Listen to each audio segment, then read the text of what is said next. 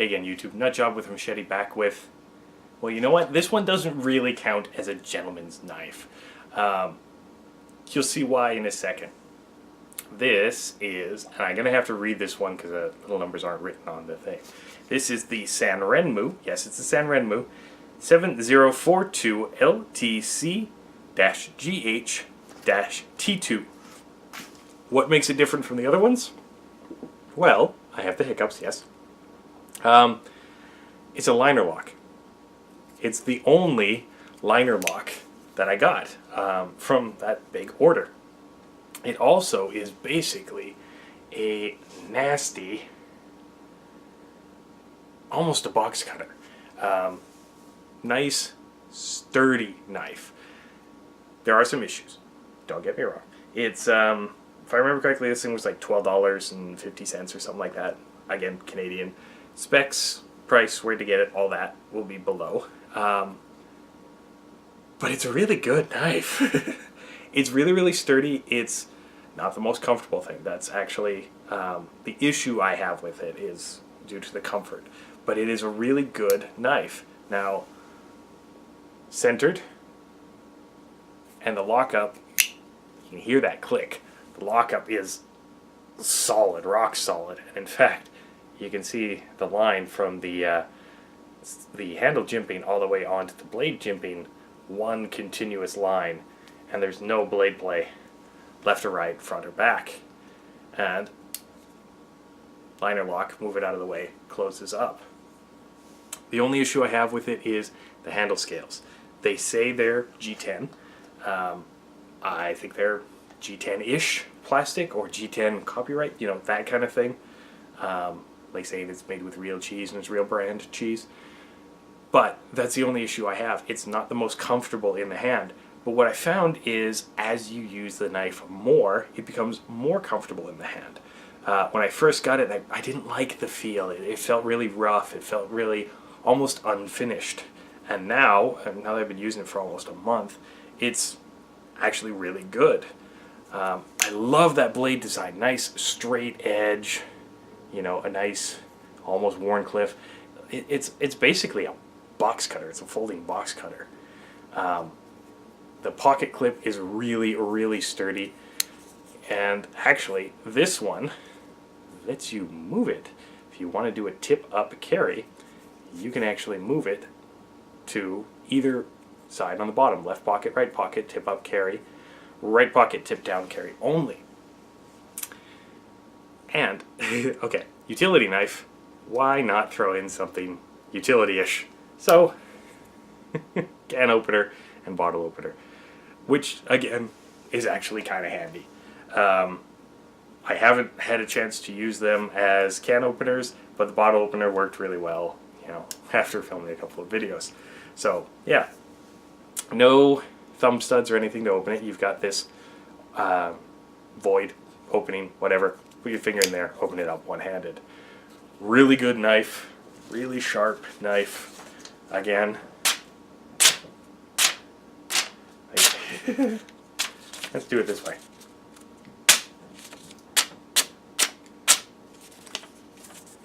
Avoid my fingers. Remember good old Mr. Shoe Leather from a couple of reviews back? Well, doesn't have any problem with it. Ooh, I'm shaving shoe leather. I didn't actually know I could do that. It's kind of cool. Sorry guys, I got distracted. It's shiny and it does shit. No, actually, it's a really good little knife. Bigger than any of the other Sanrenmus that I picked up. Bit thicker, almost. Like the thickness of the actual knife is about the same as the blue-handled one, the S150, no, 7150 which if you haven't seen the review, let's put it here. But it's about the same thickness as that. It's just a little bit beefier depth-wise, and I think a little bit bigger length-wise. But it's a really surprisingly damn good knife overall.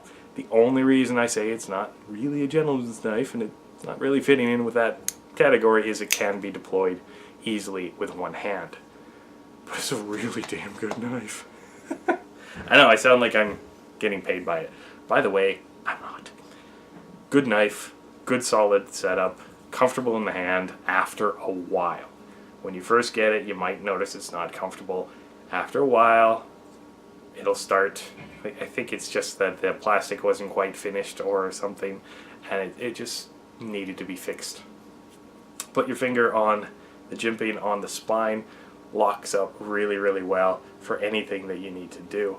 I actually wish I had had this one when I had all those packages to open, because I thought the little guy wasn't going to do the job and that I was going to need something like this. Little guy worked out really, really well, and this thing ended up coming with me when I went out to find some lumber to process, and I chopped with the axe and everything like that to break up the lumber, but I wanted to see if I could whittle, and actually this thing whittles relatively well. You know what, let's grab a piece of wood and I'll show you. Yeah, you're going to be at my crotch level, and I apologize for that, but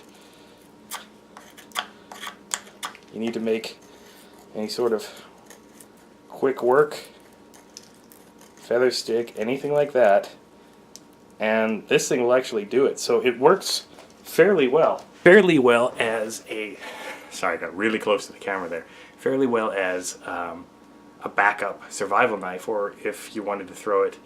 This might even work in like a med kit or a food processing kit or something like that, if you wanted to throw it in there. It's probably going to go in my emergency fishing kit, because it is tough enough that I know I can scale fish with it, gut a fish, but if I also need to do any sort of repair on the rods or anything like that, I have this with it. I can always just trim off a new sapling or something like that with this and make a new rod, something like that. And the fact that it has the little can opener, I just like that to go with the food processing kit. So yeah, it's actually kind of cool overall. Not super expensive, not fantastic right off the bat, but once you get used to it, once the scales start breaking in, and I think the oil from your hands start breaking down the rough bits, I think you'll actually really start to like it. Because yeah, I do. I mean, it's just yeah, it's kind of a futuristic style, so it interested me, and now it's just kind of proved itself to be a very cool little knife. That's about it. I can't really add anything else to some of these. I tend to blather on, and I apologize for that, but it's a surprisingly good knife. I just noticed one difference between this and the other Sanrenmus you've seen: no lanyard hole. There's no lanyard hole on this one because of the multi-position carry option. So yeah, just of note. Well, that's about it. I'm done the review. Thanks so much for watching this video, guys. If you like videos like this, please feel free to click like. Feel free to subscribe for more videos like this in the future. And as always, feel free to share this video as much as you want. And until next time, guys, I'm Nutjob with a machete, with another pretty damn good knife for a really reasonable price again. Stay sharp.